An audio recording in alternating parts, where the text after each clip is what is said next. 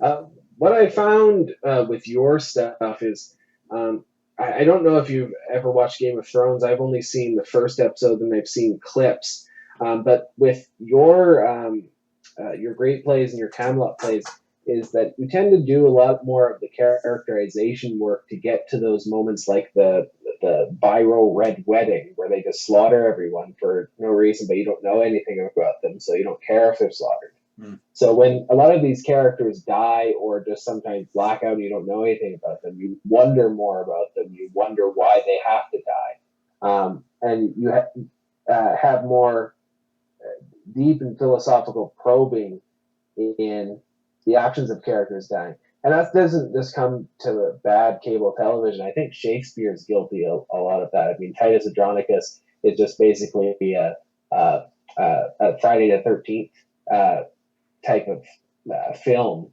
as a play. Yeah. And it doesn't really have any reason for killing off any of his characters. You don't get to know anything about them. And it's some of Shakespeare's worst poetry, too. Well, I think the only acts of violence we see in the three plays are the rape and the suicide. And I made it a suicide because I wanted the Alexanders have to see what happens to them, and they're pretty oblivious to it. You know, good Alexander maybe is like, oh yeah, she was a beauty. It's too bad. That's the closest Alexander can come to any kind of bit of empathy for the results of his actions, doing this to the Pythia. And so, you know, it's I enjoyed writing these three plays. They did get progressively deeper. We get the basic outlines with the Sargon play. We get some of his philosophical musings. We get the sense of the old man at the end of his life. We get a similar thing with Cyrus literally on his deathbed at one point, and we get a bit more of his background story, his first father, the friendship with Croesus in a couple of different scenes that show the progression of these two old men slowly aging together, his daughter.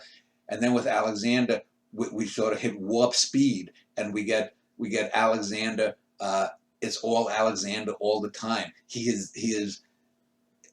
It would be hard to think of a work of art, whether it's a novel or a play that's as dominated by one character, even though it's split into four, by one persona than Alexander.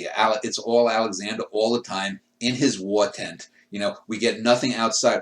We had some war tent scenes with the great Khans, especially with the female, the woman who was Ogedai's widow when she took over. So we get some of that with her and Subutai. But here, it's all Alexander. People are coming in and out, and we don't see anything but what's in his war tent.